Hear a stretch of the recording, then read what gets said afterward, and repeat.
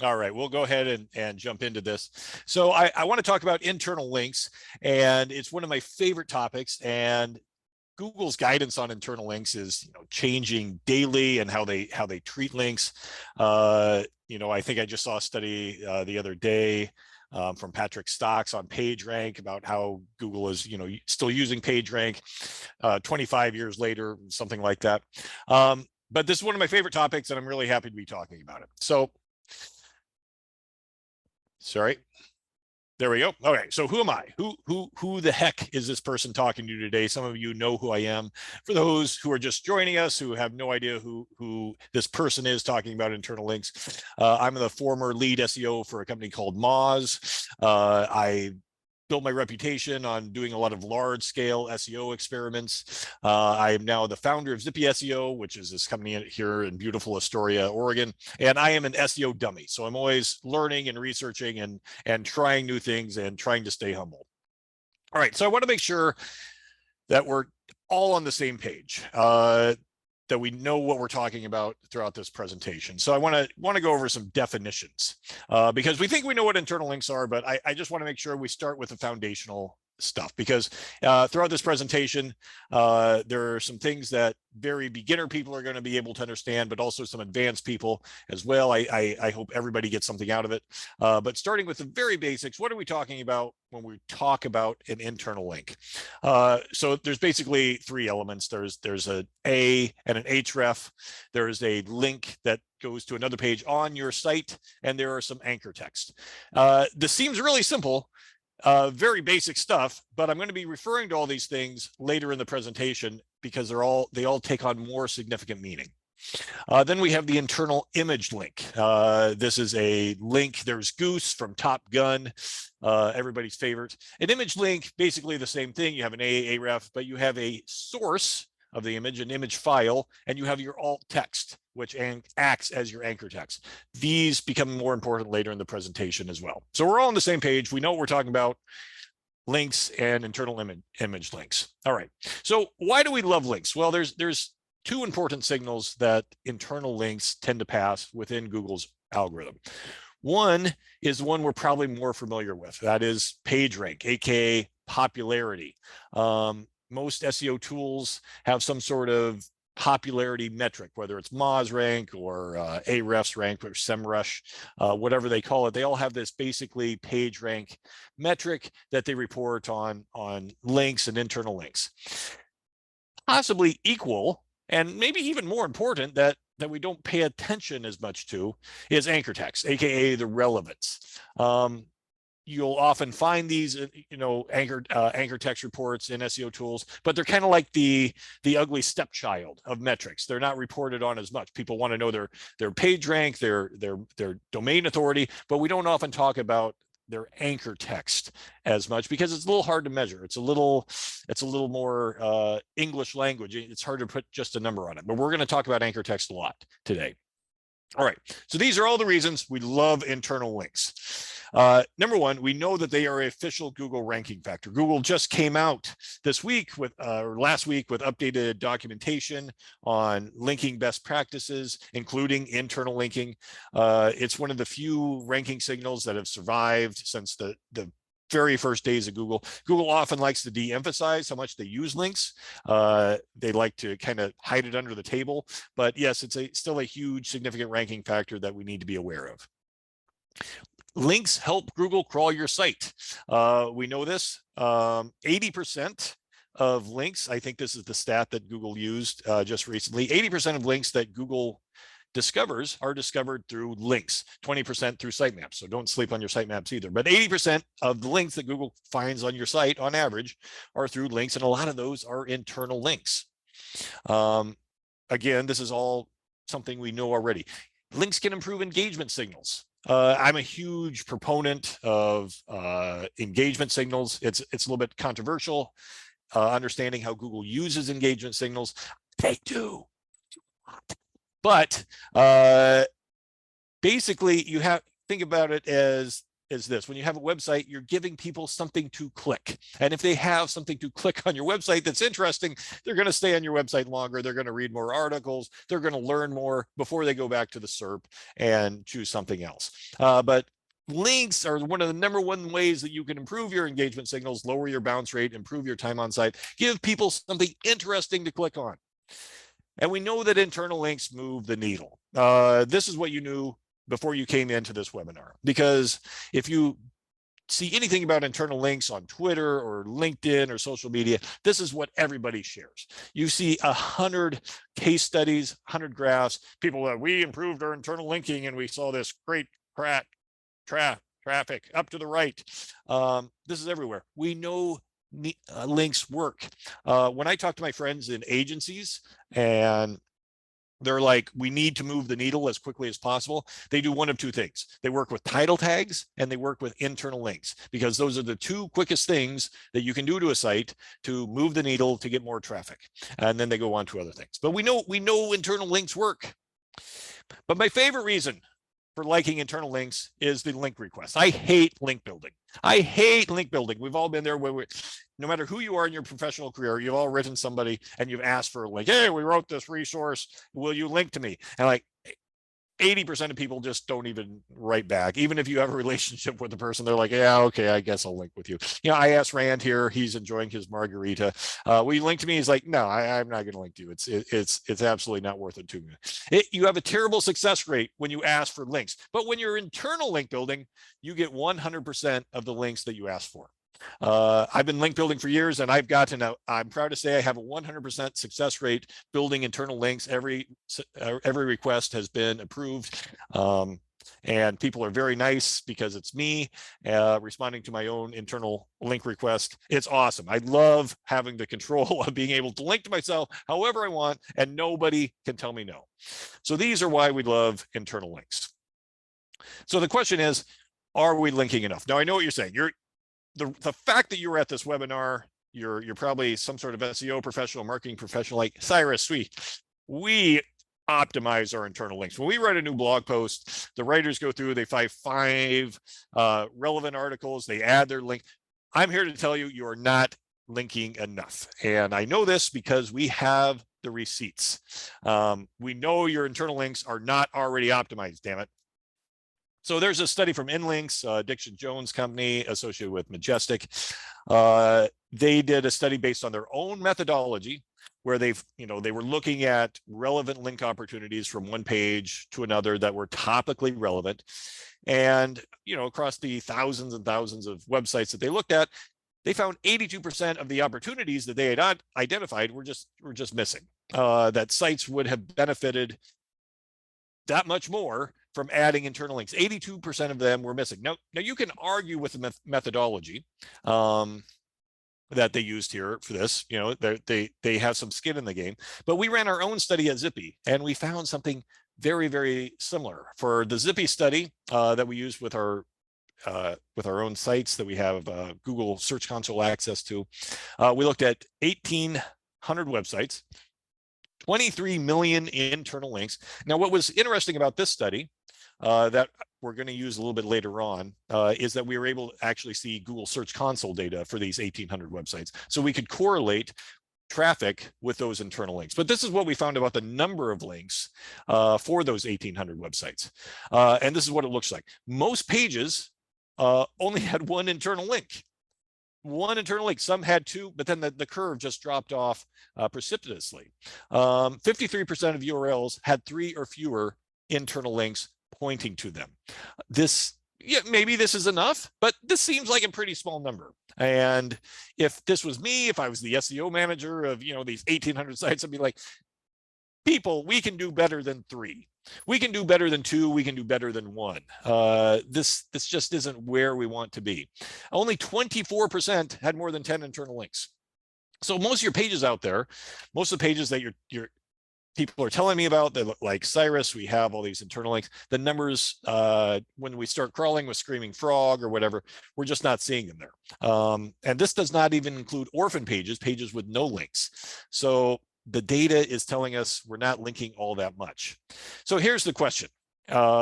the million-dollar question. And this is an AI generated profile picture. I'm wondering where my finger is. Sorry, that's just too distracting. But if you're not wondering where my finger is, the question I'm asking, how many internal links do I actually need? It seems like I'm implying 3 isn't enough. 10, is 10 the right answer? Well, we have some data on that too, because what we did is we correlated those links with how much traffic the pages were actually receiving. And I'm still looking for my finger.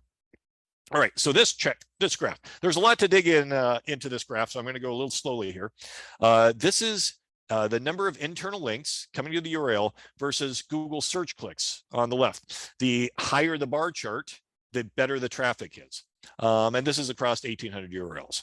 And you can see that there's a slight decrease actually as you increase the number of internal links up to 100, traffic starts to go down. But what's interesting is when we dissect this and we try to go in a little bit more detail into what's going on here, there's actually an increase at first as the number of internal links increase per page. Traffic actually goes up pretty dramatically, and then after a certain point, it kind of tails off. And there's a reason for this once we dug in, and we'll explain that in a second here. But then we looked at, that was just raw links. Remember, I said there were 2 signals. There was, page rank and anchor text. This was looking at page rank signals, the number of links. Then we looked at anchor text variations. And let me explain what that is for a second. Anchor text variations are the number of different types of anchor text pointing to a page. So, click here, best spa in Switzerland, Switzerland spas. Every time you have a different type of anchor text, that's what we measured. And we put them all into buckets. This chart blew our mind because when we looked at anchor text variations, there was no decrease. The number never dropped off. The more anchor text variations a page had, the traffic went up and up and up. And we cut this chart off because the data started to get unreliable after a certain point, but it just kept going up and up and up further. We ran this data so many times to make sure we weren't making any errors, and it came back the same every single time. The more anchor text variations a page had, e.g., the number of different ways that people link to themselves internally, the more traffic we saw per page. This blew my mind. I've been doing SEO for like 15 years, and I've never seen a relationship like this or data explored in this way. And it kind of blew my mind because we always talk about the, links, pages having links, increasing their rankings, but we usually don't talk about different types of links improving the ranking and the variety that's going on there. And so this one chart really changed the way that I started thinking about internal linking and how we should be approaching it. Instead of raw numbers, we need to be really looking at deeper numbers and metrics and the way that we're linking. So let's dig into this a little bit. Let's talk about anchor text variety. You've heard me use this word, but I know 10 to 20% of you are out there going, Cyrus, what are you talking about anchor text variety? I still don't quite get what you're talking about. All right, so here is a graphic explanation. Anchor text variations, all the different ways. If I want to link, if this was my page on recipes, Pinch of Yum, wonderful website with wonderful recipes, will probably be replaced by Chat GPT. But in the meantime, it's a great recipe site. If I want to link to this page, there are many different ways that I can do it. I can do it in the navigation. I can link with recipes on another page. I can say it's tasty dishes, top rated dishes. Click here, terrible anchor text. I can use the URL as anchor text. Our favorite dishes, read more. All of these represent like 7 different ways that I can link to this page. And this is important because a lot of websites don't do this. They all link to the same page using the same anchor text. But these are different ways that we get do this. So what screws up anchor text variation? Well, consider if you link to your page in the navigation. So that's the first link. These are our friends at Spark Toro, a post by our friend Amanda, and they have a link that a lot of websites have, how it works in the top navigation. So this is great because we get a lot of links. Every page on our site links to this blog post or links to the how it works.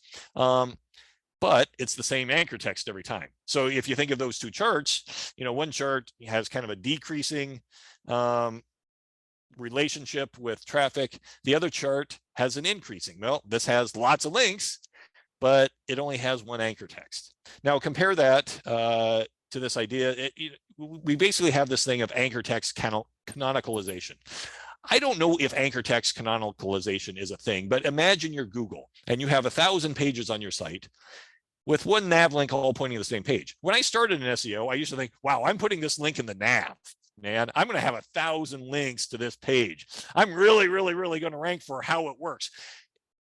Anyone who does this knows that that's not really how it works. If you put a link in your nav, it's not like you got 1,000 links all of a sudden. You really sort of got 1,000 links, but you got one anchor text variation. And we know if you've ever done this before, you don't really see that 1,000 link boost by putting a link in your navigation because it doesn't really work like that. And I think it's because Google is canonicalizing your anchor text signals. Even on your own site, if you have 2 different pages, they both happen to link to the, use the same anchor text. I'm not convinced you have 2 different links. You've got 2 different page rank going into that page, but I'm not sure you have 2 different links because Google says, well, this one looks like this one. Let's just, throw them together. This is theory, by the way, not fact. Don't go to John Mueller and say, hey, Cyrus is talking about anchor text canonicalization. It's like, we don't do that. This is just a theory. All right. Now compare your navigation links to your text and body links. So we have links in the navigation, how it works, same on every page. But you put a link in your blog post and, well, you're going to have fewer links because, you have to add them one by one, but you have infinite anchor text. You can do a different anchor text on every single blog post. And we don't pay attention to these anchor texts very much, but the possibilities are a bit endless. So you have a little more flexibility here in your body links. So going back to the data, this is what we found when we started diving in. Remember when the chart went up and then started going down?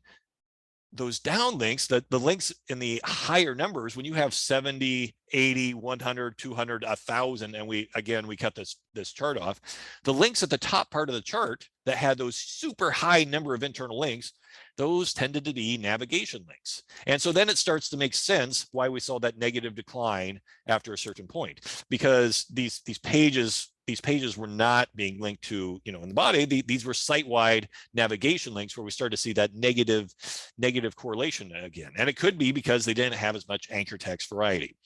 Not going to draw any conclusions yet at this point.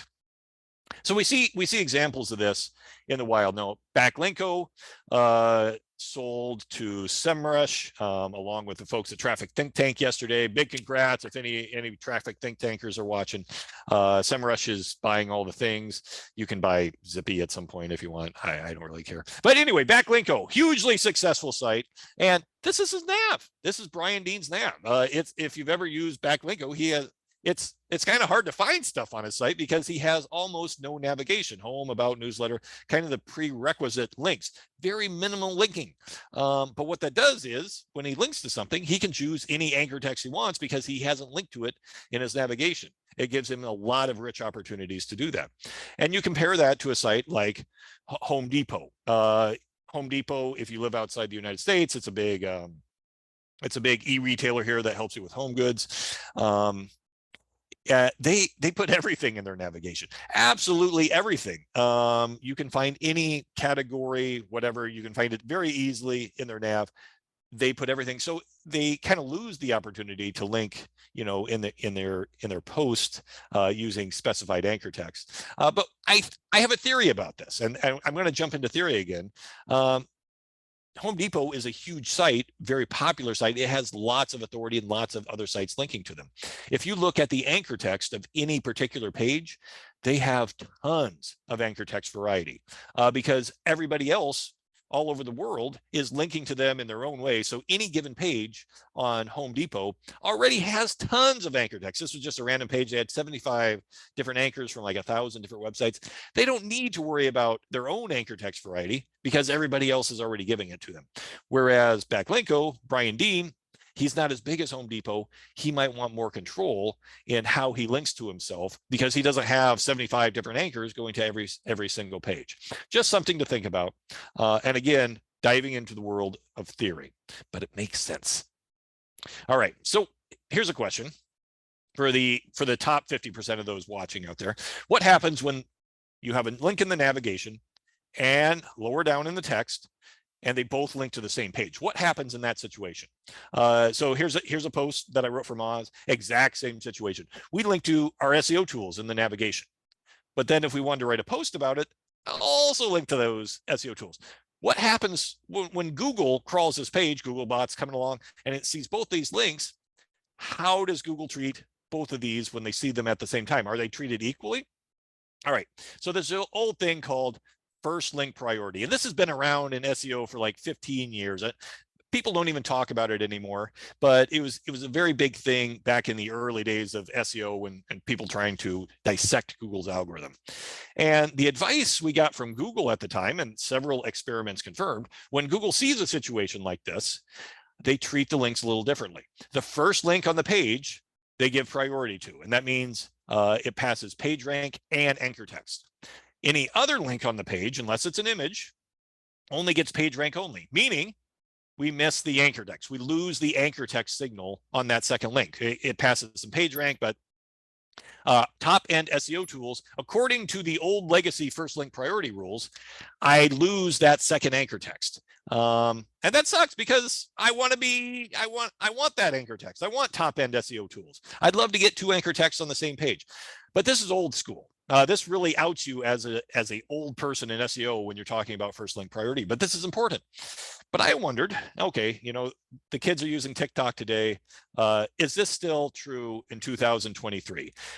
Should Cyrus Shepard, oldest SEO in the world, be talking about first link priority? So I wanted to test this. And I thought it was time to update some of our knowledge here. So I created a bunch of pages, and it turns out it's difficult, but you can test this. So I created a bunch of pages, added a bunch of links, all going to the same page. And thanks to Google, I was able to create a property in Google Search Console just for these pages, and I could go into the anchor text report. Google's link reporting is really difficult to use, but in situations like this, I was able to see all the anchor text that came into my particular test pages. So I could see exactly what anchor text Google was counting and which anchor text they were ignoring. So it was very effective in this case. It was hard to set up, and it took several weeks for Google to crawl and index and do everything, but I could see exactly which anchor text Google was recording and which they were ignoring. So let's go through some scenarios in my test and see how first link priority might work in 2023. All right, so here is my test page. Threw it together in a few minutes. In this first example, the first link is an image link. So it's going to use the alt text based on our previous rules. The second link is a regular text link. Now, according to the old rules of Google, we would expect Google to index both of these because whenever there is an image link first, Google tends to count the second link. This is important if you run an e-commerce store and you have product images, and then you have maybe a link beneath it, opportunities to use 2 different anchor texts that a lot of people don't take advantage of. So ran this test and came back. Yes, Google indexed both anchor texts. This is great. So if you have an image link and a text link, I have an opportunity to use 2 different anchor texts on this page. So that confirms that part of the theory. So let's set up something a little more complicated. Okay, so in this test, more links. Remember, all these are going to the same page, the same target. So first link, text link, second link, text link, third link is an image link. Now, according to the rules, the old rules, Google will pass PageRank through all these, but they may not pass anchor text through all these. So when I go into Google Search Console, I look for these anchor texts. What do I find? Interesting. Google counted the first link, ignored the second link entirely, not entirely, just the anchor text, and gave me the anchor text to the third link. So I wasted my anchor text on the second link. So this seems to confirm that Google is still using some sort of first link priority, where all these links pass PageRank, but only some of them are passing anchor text. Yeah, okay. Well, this is interesting because I often link to the same page more than once from the same URL. So how does this influence my strategy? All right, so we got a third test coming up. This was the most complicated of all. Text link, image link, text link. So based on what we know so far, based on first link priority, what would we predict would happen in this scenario? text, text, image, text. Based on the rules of first link priority, this is what we would predict. Google would pass page rank through all these if they rendered them, which isn't a guarantee, which is a whole nother webinar we'll get into some other time. But what we would expect is Google would give us the first anchor text, ignore the second anchor text, give us the image again. This is why it's important to use different anchor text on your images, because Google's given you a freebie there, and not give you the last anchor text. All right, so what actually happened?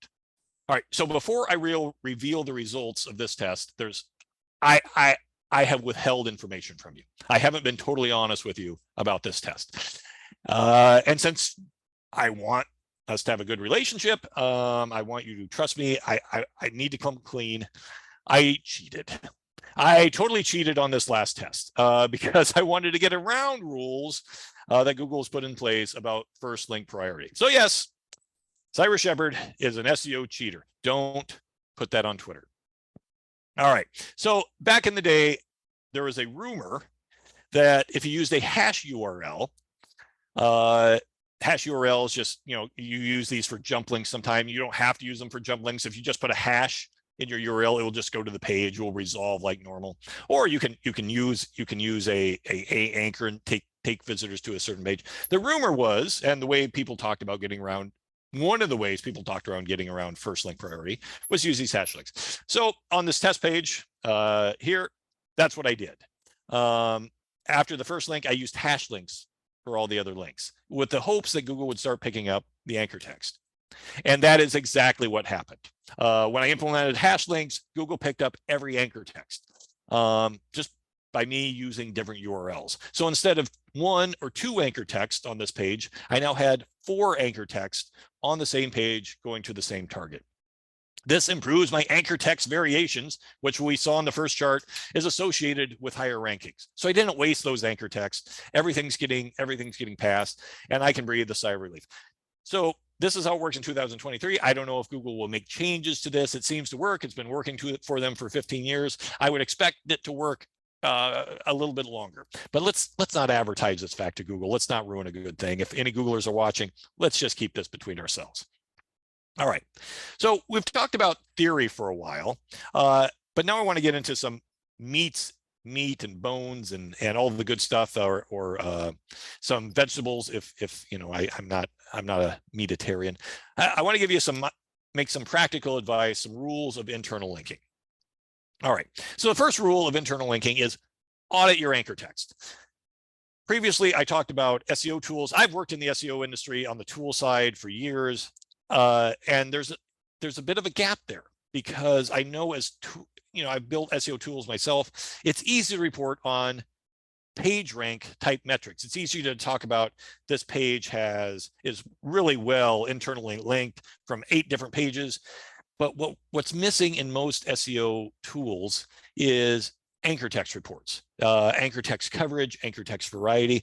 Mostly that's manual work that you have to do yourself. And if any SEMrush, Ahrefs, Mozers are listening out there, this is an opportunity, because I think this is something that moves the needle for folks. So a lot of tools, when you audit your anchor text, make sure that whatever tool you're using comes with an anchor text report. I chose Screaming Frog in this example because it's a very popular piece of software that a lot of us already use. But you can pull anchor text out of SEMrush, Ahrefs, Moz, a lot of different crawlers. But this is how you do it. In Ahrefs, you just go to a bulk report. You get all anchor text, and you export it. You can put it in a table. You can do all sorts of things with it after that, but you have to manipulate it, and you can see all the different anchor text going to each individual page. So that's number one. Make sure you're not just auditing your internal links to make sure pages are linked to, but you're auditing your anchor text as well. One thing I want to point out is that even unoptimized anchor text can help. Google advises against using generic anchor text or URL anchor text. But when we ran the data, looking at those millions of links, internal links that we saw increased traffic to pages that used unoptimized links. In this example, it was naked URLs, pages with no words, but just the URL as an anchor text. And we found those pages actually had more traffic than pages without the naked URLs. And I'm not necessarily saying this is a ranking factor, but this does seem to help give you more anchor text variety. Maybe you can unoptimize some of your anchor text, but any variety of anchor text seemed to help in the data that we looked at. That said, don't shy away from your exact match anchors. When we looked at exact match anchors for pages that were actually ranking for certain terms, the data blew everything out of the water. Pages that had exact match anchors pointing at them had something like 500% more traffic than pages without exact match anchors. That was really interesting because we had the Google Search Console data. We knew exactly what every page was ranking for, so we knew what exact match anchors to look for. So pages should have probably at least some exact match anchors. And if you've been doing SEO a while, you understand that this works a little easier if you're a big established site. You can get away with exact match anchors because you probably already have a lot of anchor text variety. If you're a new site just starting out, you may not get away with exact match anchors as much because, well, for one, you don't have as much authority, and two, you just don't have the variety there. But when you're increasing your anchor text variety, an exact match seems to help in the long run. Second rule, Cyrus's second rule for internal linking: don't miss your alt text anchors. Going back to the beginning, our definition, alt text on an image is used as your anchor text. In our data set, we found that somewhere close to 5% of all links that we looked at were missing their alt text. 98% of them were image links, just like this. Well, not just like this. That's a creepy image, but you know what I'm talking about. Generally, images were missing their alt text, and I get it. You have a CMS. You're running an e-commerce store. The alt text is imported automatically. You don't pay attention to your alt text. And even if you add it, it doesn't seem to move the needle as much. But as we saw, you can use that alt text to gain another anchor text variation because it doesn't have to be the same as your other text links on the page. So don't miss your alt text anchors because they are extremely important. And this picture is just creeping me out. Let's move on. All right. So one thing that more advanced SEOs that I talk to, and if you fit in this group, congratulations, tend to understand is that we tend to think of linking as when I link to a page, we're improving the ranking of that page. But when you've been doing SEO a while, you start to understand that I'm actually helping both pages. I'm helping the page that I'm linking to, but I'm also helping the page that I'm linking from. And this is kind of a dividing line between, I think, more advanced SEOs and beginner SEOs when they get this point. Our friends over at Search Pilot have done studies on this, and you may have seen these online where, this is a case study. They have your typical e-commerce product page, and they add some internal links. They're just testing adding internal links. So they add some popular categories on the page, and then they run it through thousands of pages. And we've all seen things like this. They're like, oh, we added internal links and traffic went up. In this case, it was a very successful test. Traffic went up 20%. And people go, oh, internal links are good. That's great. But here's what you may have missed. It wasn't just the target pages that went up 20%. The source pages that had the internal links added to them also went up 20%. Now, there are a lot of reasons for this that are in theory possible. You're adding relevance. You're adding context, linking to authoritative sources, linking to topically relevant pages. Google sees this as a sign of expertise or authority or whatever they do. But we've seen this time and time again consistently for many years. Linking to authoritative, topically relevant pages, even if it's on your own site, can help Google see that your page is trustworthy, it's relevant, it can add some relevance there. Again, this is theory. We don't know why it works, but it works time and time and time again. So the smart SEOs link for the target page and the source page by finding those topically relevant pages to link to. All right, rule number 4, Cyrus wants you to link high and tight. And this means when you have important links, internal links on your page, I want you to put those links in places where people are actually going to click them high in your page in the main body of the text. So the best placement for a link when you're putting your internal links, placement counts so much. The best place that you can put your links are where people are actually going to click them. Not necessarily in the sidebar, not in the footer, not at the bottom of the page, but high in the article where they're prominent and people are going to click them. There's, Google's reasonable surfer patent that talks about this, where links count more if they are actually in places where people click. So, and this applies to page rank as well. And we see this in Google's patents. We're not sure how it actually works, but these links in these prominent places actually have more power. They have more power than the links in the non-obvious places. So when you're linking internally, you want to look for these high and tight places where people are actually going to click to pass the most power as possible for your internal links. This is something we used to do at Moz all the time. We'd have like an old post that was still getting reasonable traffic, was still relevant and wasn't as fresh, but still had good information. We would add related links, not at the bottom where you normally see related links. We would add them to the very top of the page because maybe this article wasn't as fresh as something they wanted to see. We would add the other related links to the top of the page. And anytime we did this, every one of those pages got a boost. The pages that we linked to, but also this page, this post that's 13 years old, also got a boost because it became a hub. It had great engagement signals. We improved this page. We'd linked high and tight, and that's where I want to see your internal links. So put your most important links at Moz. This was kind of, my rule when writing a post. Most important links at the top, going to Moz resources. And then at the bottom, that's where I link to Ahrefs, Semrush, and Neil Patel, if absolutely necessary. But, don't call me out on that.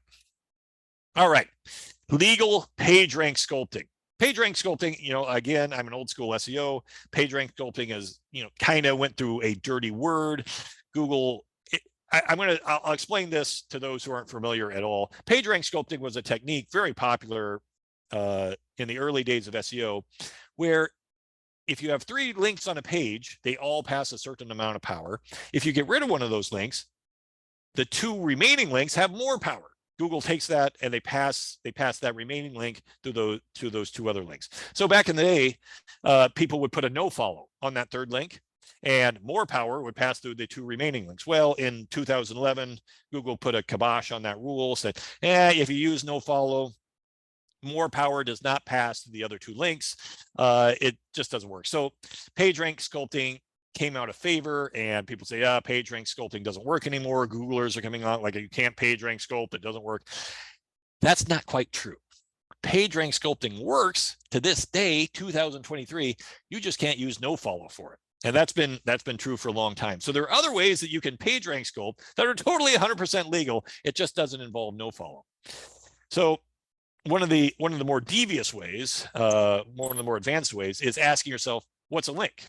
Going back to our earlier definition, Google just put out some advice like last week. They republished their best practices on what's a crawlable link. And they want links where they have an href, a link.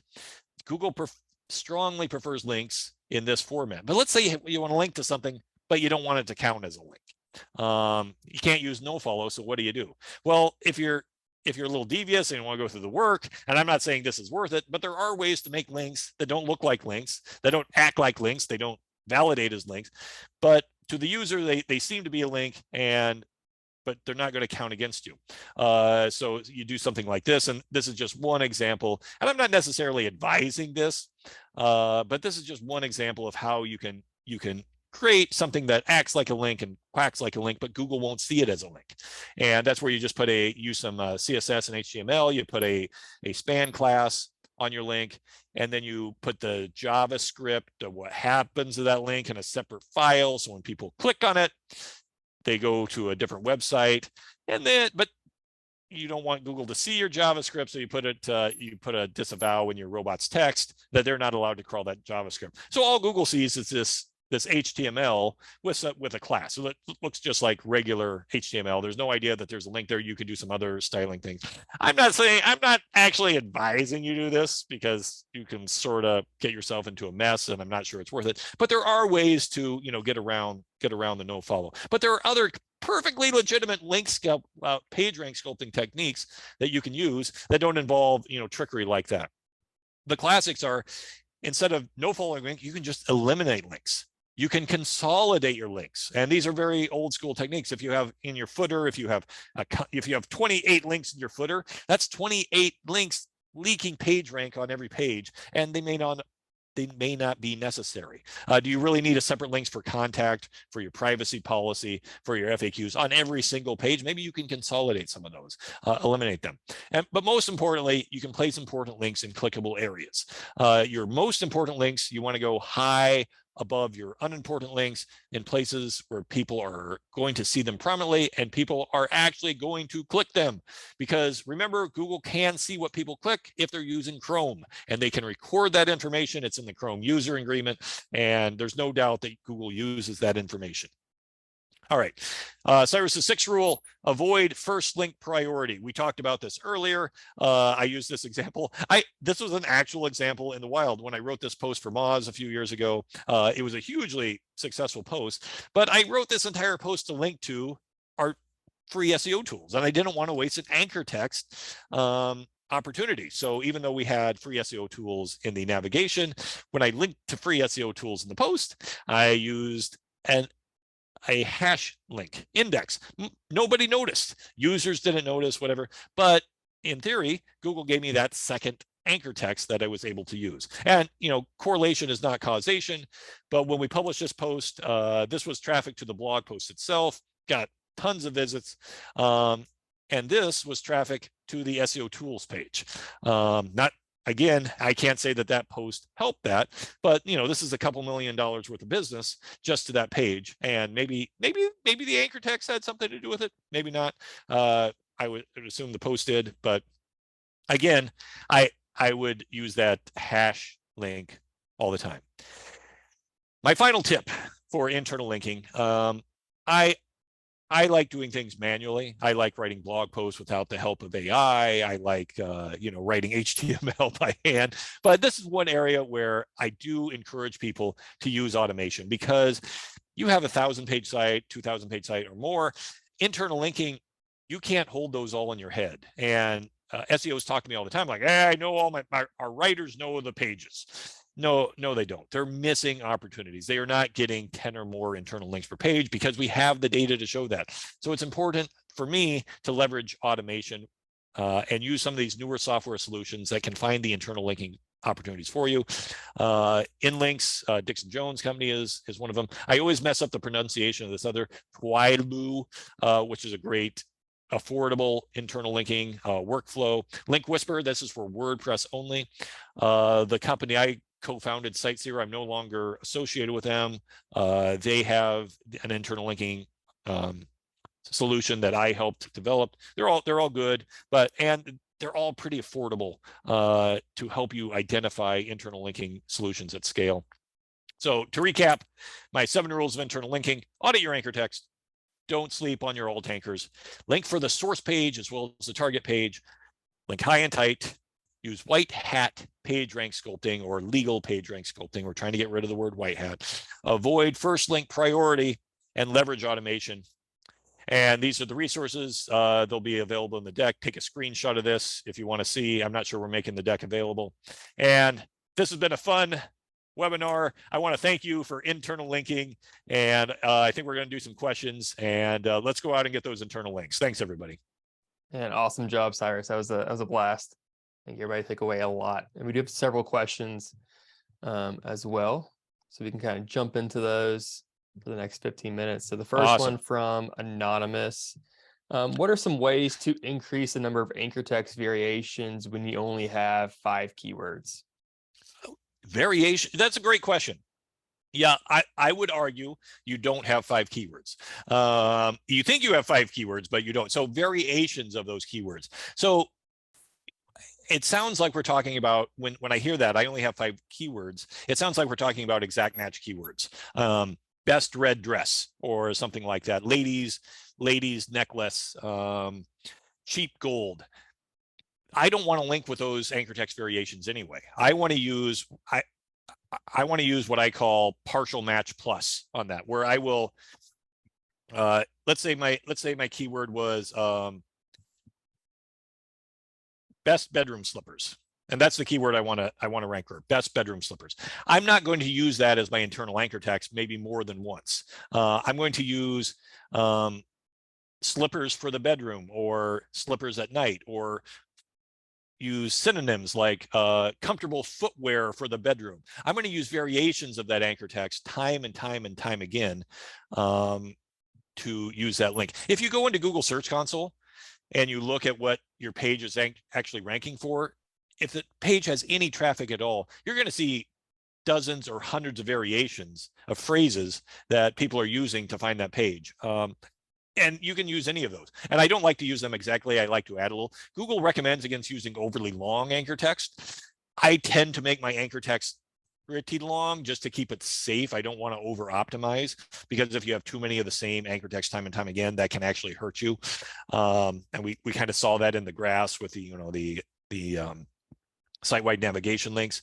Not so important if you're a bigger site, but that's a great question. Vary those anchor texts as much as possible, because you don't have 5 keywords, you have hundreds of possible keywords. You just need to get a little creative in targeting those.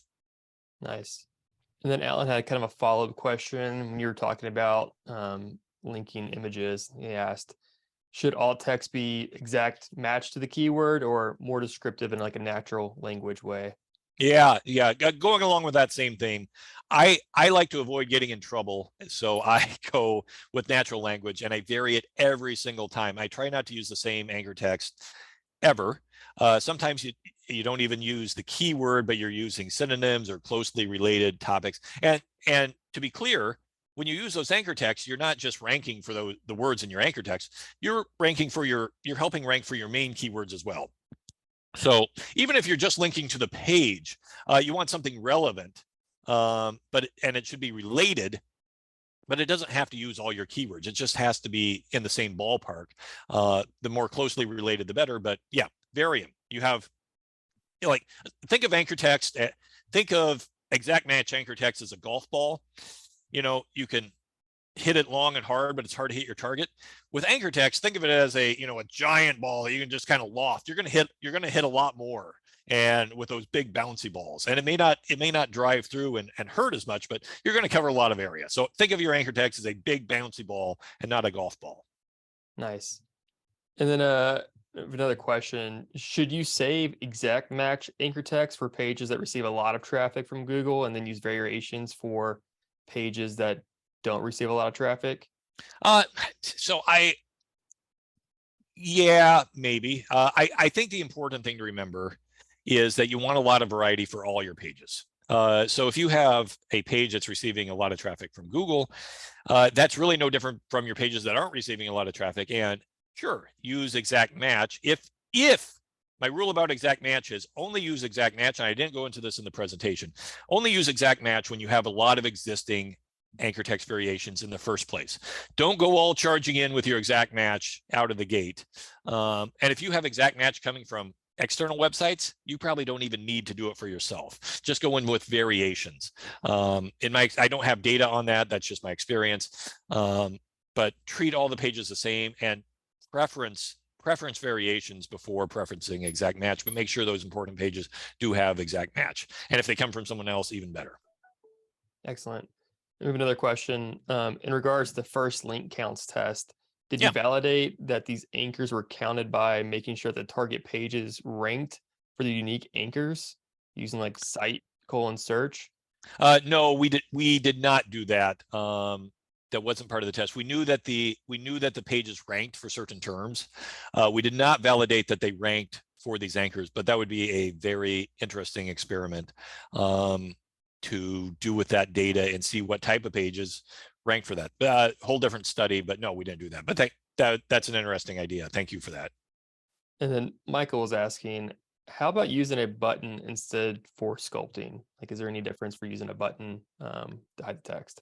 Yeah, so buttons, we're getting a little bit into HTML technicalities. So buttons can actually have two alt text because you can have, depending on how you do your HTML, you can have a button in the HTML a anchor text in the HTML surrounding the button, but you can also have alt text for the image if you're using an image for a button instead of, you can create it with CSS. We're kind of getting into the weeds here, but yeah, we see you that. can, there are different ways to build buttons. And if you do it one way, you actually have an opportunity for two different alt text, which may or may not be a good idea. I'm not sure, but yeah. So just keep in mind, if you're using an image for your button, that image alt text is your anchor text. I think that's the important thing to remember. Awesome. And then Brian asked, are there any negative implications if two or more different pages receive the same anchor text? Yeah, so that is a very interesting question, and we're talking a bit about cannibalization. And in truth, there could be. I think it depends on the unique situation, and this happens in the wild all the time. And I don't think it's something we really measure, because you only want one page ranking for that particular term. But what if those two pages link to each other? So it gets complicated, and there's no one clear answer. It's possible that you're helping the rank of both those pages. It's possible you're shooting yourself in the foot because you're not giving the proper boost to the page that you want to rank. So I don't think there's a clear answer. I don't think it's best practice to do that, because you want each page to have its own unique keywords. But I'm not convinced it's always a bad situation. It's just one of those things where you throw things into Google's algorithm and you see what comes out. So not best practices, but I don't think it's always going to hurt you. Nice. And then Jimmy asked, what is your opinion on too many external links diluting a URL's ability to pass link authority internally? Yeah, so that's actually a thing.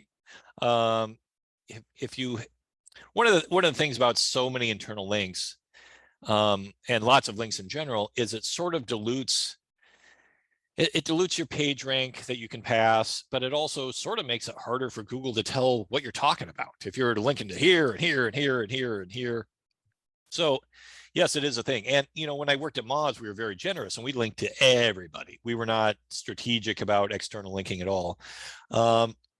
So I think there is something to be said for, I'm a huge proponent of linking externally, passing along traffic, passing along those relevancy signals. And here's the other thing. When you link externally, I like to use optimized anchor text, because I'm telling Google what that link is about. And that's a theory I have, but I think it's important. A lot of people, when they link externally, they try to hide the link. I link here, click here. They don't want to pass signals to their competitors. So I'm a huge proponent of linking externally with great anchor text, but doing it judiciously and not having hundreds and hundreds of links, diluting my page rank. And if you have to do it, make sure you're putting your own links higher up on the page, because that's an actual thing.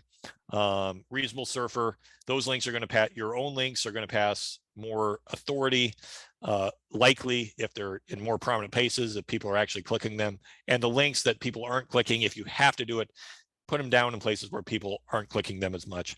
But if they're not going to be clicking as much, maybe you have to ask yourself, why am I including them in the first place? So great question. No easy answer. Thank you for that.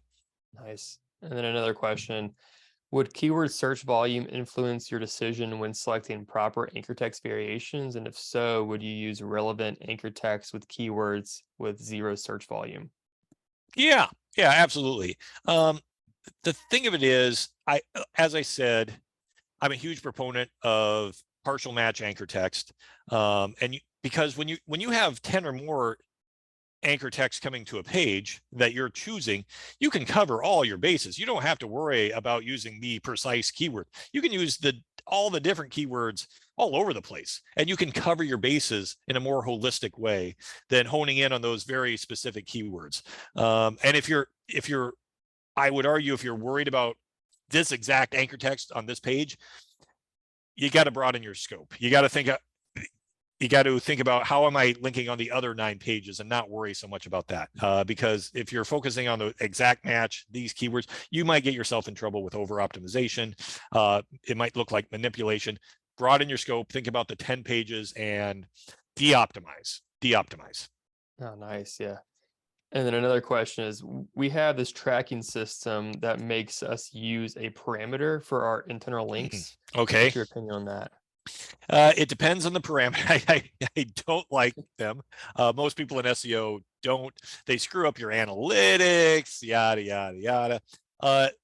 From a Google point of view, if you have proper canonicalization signals on those pages, as long as Google doesn't think that they are a separate page, you're probably okay. But we don't like them because they screw up your metrics, your reporting. But from a purely algorithmic signal, they can make things a little more complicated, but Google can probably figure it out as long as you have all your other SEO shipped up. So hopefully not a problem. Yeah. And then next, if there are 2 pillar pages in a category, would we choose one page to focus our internal linking, or can we optimize both pages? Both pages and each other. Do all the things. That's all I'm going to say. Next question. And then I think this might be the last one for right now. Okay. If you're looking to rank your homepage for keywords, would you use the hash links to control the anchor text, since the homepage is in your the top nav too? Yeah, that's a great question, because generally your homepage is going to be linked to every other page on your site by a navigation link. And we all are linking back to our homepage at one point or another. So yeah, I would use hash links for those homepage links. And again, I don't think hash linking is the holy grail. And I despite what I showed you here, I showed you proof that Google is picking up those hash links.